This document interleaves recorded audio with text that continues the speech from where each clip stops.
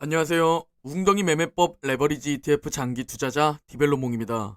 어제 오늘 계속되는 음전, 양전의 변동성은 바로 내일 때문입니다. 오늘 영상에서 전해드릴 소식은 먼저 AMD, 스타벅스, 그리고 에어비앤비의 실적 발표가 있었습니다.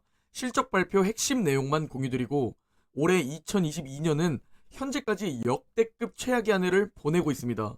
그리고 지금 버티고 있는 우리는 역대 최악의 한 해를 버티고 있는 중입니다. 그리고 현재 시장이 관망세를 보이면서 내일만을 기다리고 있는 이유를 설명드리고 세계적인 투자자들 중 그 누구도 무지성 매수를 하는 사람은 없습니다. 왜 어차피 장기 투자하면 수익률 차이도 얼마 없는데 세계적인 투자자들이 하락했을 때 웅덩이에서 줍줍하는지 살펴보려고 합니다. 금일 미국 증시는 소폭 상승했습니다. 다우와 나스닥이 나란히 0.2% 상승했고 S&P 500이 0.48% 상승 마감했습니다. 그렇지만 화면을 보면 변동성이 미쳤다는 말밖에 안 나옵니다. 그 이유는 시장은 내일 FOMC 회의 결과를 기다리며 현재 관망하고 있기 때문입니다. 5월 금리 인상과 향후 양적 긴축, 그리고 현재 경제 상황에 대한 언급을 기다리고 있습니다. 금일 맵을 좀 살펴보면 혼조세임을 확인할 수 있고 에너지, 금융 섹터가 좋은 흐름을 보였습니다. 미국 10년물 국채 금리는 2.979입니다.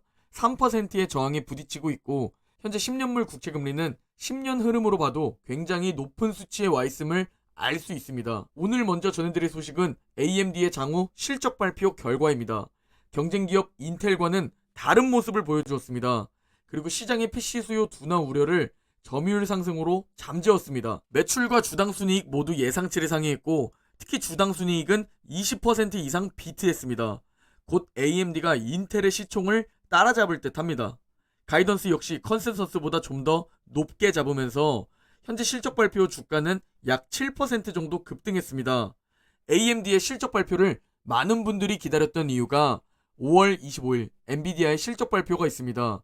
엔비디아의 실적 발표에 모의고사로 볼 수 있기 때문입니다. 엔비디아도 AMD의 어닝 비트 소식에 약 2.5% 장후 급등 중입니다. 그리고 요즘 골칫덩어리 스타벅스의 실적 발표가 있었습니다. 다행히 우려를 조금 잠재우는 실적 발표를 했습니다. 중국 지역에서의 부진에도 불구하고 미국 수요가 강력했습니다.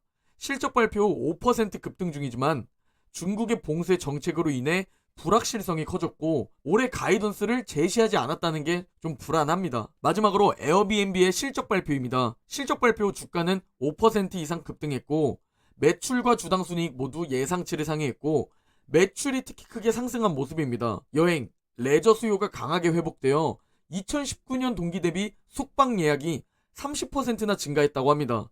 그리고 28일 이상의 초장기 숙박 비중 역시 전체 숙박 예약의 21% 수준이라고 밝혔습니다.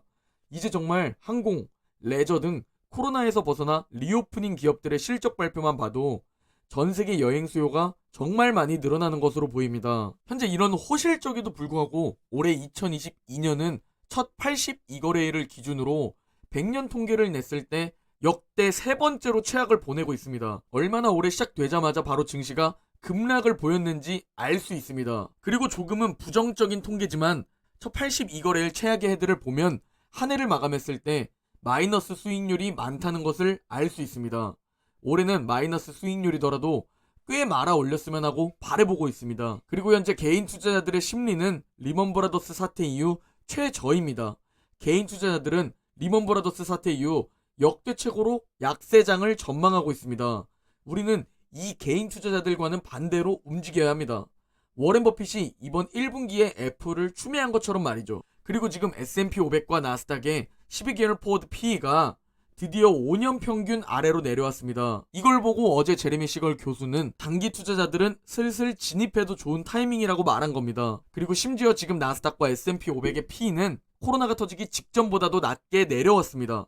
이런 자료들을 보면 역시 지금은 분할 매수 구간임이 분명하고 웅덩이 매매법 다음 매수 타이밍을 위해 원화 채굴을 열심히 해야겠다는 생각을 합니다. 그리고 이번 주 내내 시장의 변동성이 크고 방향을 잡지 못하는 이유가 바로 한국 시간으로 5월 5일 목요일 새벽 3시 때문입니다. 금리가 결정되고 연방공개시장위원회 성명서가 발표됩니다. 그리고 3시 30분에 파월의 기자회견이 있습니다. 시장은 파월의 기자회견을 가장 중요하게 볼 겁니다. 왜냐면 현재 시장의 전망은 월 50bp 인상 전망에 99.3%, 6월 75bp 인상 전망에 86.5%, 7월 50bp 인상 전망에 80.2%인 상황입니다. 특히 눈에 띄는 게 6월 75bp 인상 전망이 무려 86.5%나 된다는 겁니다. 그래서 파월이 기자회견에 나와서 이와 관련해 어떤 말들을 하고 인플레이션과 관련해 어떤 말들을 하는지에 따라 시장의 방향이 결정될 가능성이 높습니다. 그리고 양적 긴축에 대한 내용과 인플레이션 피크아웃에 대한 내용이 나오는지, 미국의 경제 상황은 현재 어떤지를 체크해봐야 합니다. 많은 분들이 이번 하락장을 겪기 전에 제가 6개월 전에 주가가 쭉쭉 상승할 때 무지성 적립식 장기 투자를 하지 말라는 영상을 올린 적이 있습니다. 심리와 멘탈이 굉장히 중요하기 때문에 수익률적인 면에선 큰 차이가 없을 수 있지만 고통스러울 때 사는 습관을 가져야 결국 버틸 수 있고 결국 장기 투자를 실제로 성공할 수 있다고 말했었습니다. 그러나 저 땐 계속 상승만 했기 때문에 다들 무지성이 가장 좋다며 작년 말 고점 부근에서 계속 줍줍하셨던 분들 많습니다. 그러나 세계적인 투자자들은 위험 부담이 적을 때, 즉 안전마진이 있는 낮은 가격이 왔을 때 매수합니다. 세계적인 투자자들 중 무지성 적립을 하는 사람은 볼 수 없습니다. 특히나 우리는 과한 욕심을 부리고 지수추종 2배 레버리지 ETF에 투자하기 때문에 더욱 하락했을 때 웅덩이에서 줍줍해야 하며 웅덩이 매매법 외에 현금 비중을 10%에서 30%는 종목이라고 생각하고 현금으로 가지고 있어야 합니다. 혹시 모를 폭락장에 대비하기 위함과 동시에 멘탈과 심리를 지키기 위해서 말이죠. 이번 하락장에서 워렌 버핏은 애플을 추가 매수했다고 밝혔습니다. 워렌 버핏은 애플이 4일 연속 하락하는 걸 보고 매수했다고 밝혔습니다. 워렌 버핏의 애플 매수 타점을 추측해보면 아마 검정 원 부근 중 하나로 예상됩니다.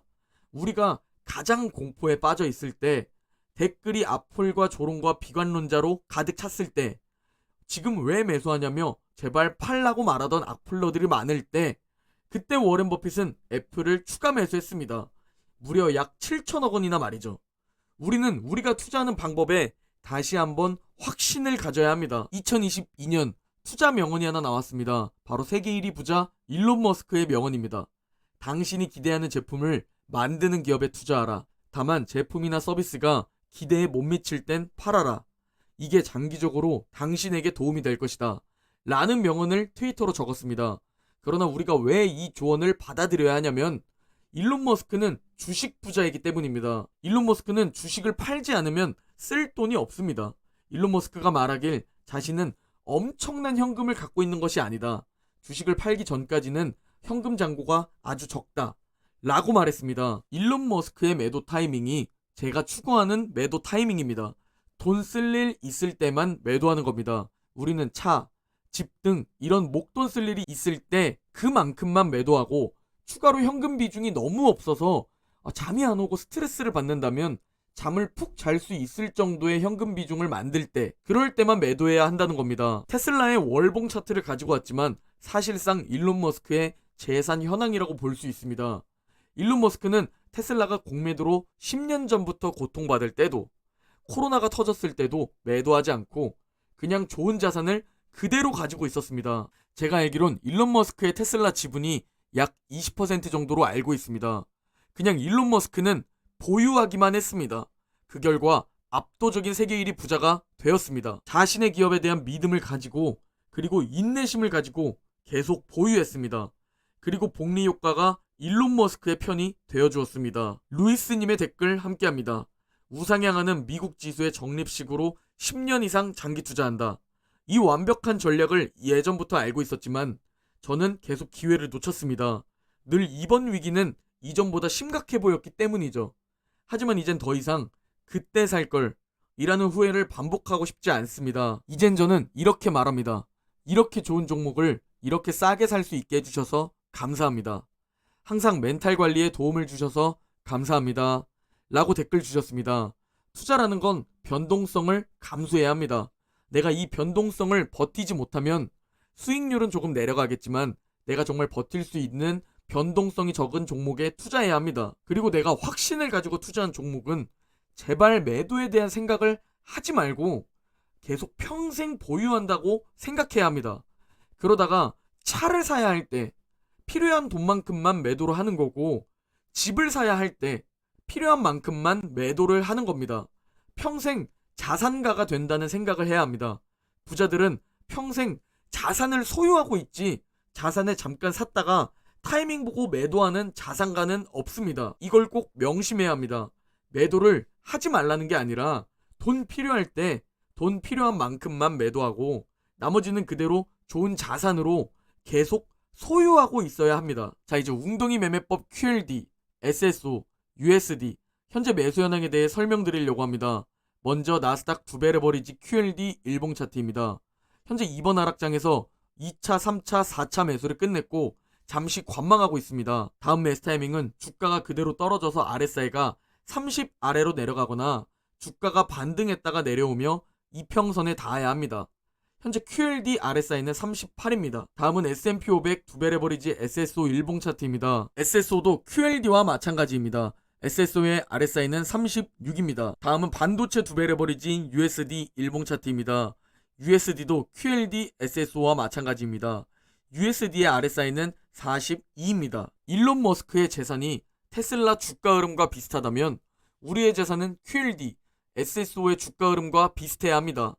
5천만 원이 1억이 되고 1억이 2억이 되고 2억은 4억, 4억은 8억, 8억은 16억, 16억은 32억으로 5천만 원에서 32억까지 불어날 겁니다. 그리고 우리는 그저 시간에 투자하는 거고 실제로 장기 보유를 하기 위해 멘탈과 심리를 우선으로 두고 아무 때나 사는 게 아니라 이렇게 떨어졌을 때 분할 매수, 줍줍하는 겁니다. 내 멘탈과 심리가 무너지지 않으면 우리의 자산은 결국 불어날 수밖에 없습니다. 그래서 계속 작년 말 오를 땐 즐겼던 올해 웅덩이 구간에서 분할 매수를 하고 있는 겁니다. 그리고 전 웅덩이 매매법 다음 매수 타이밍을 기다리며 정말 열심히 일하고 원화채굴 하고 있습니다. 훗날 다시 오질하기 위해서 말이죠. 오늘 영상은 여기까지입니다. 모두 행복한 하루 보내시고 내일 영상에서 뵙겠습니다.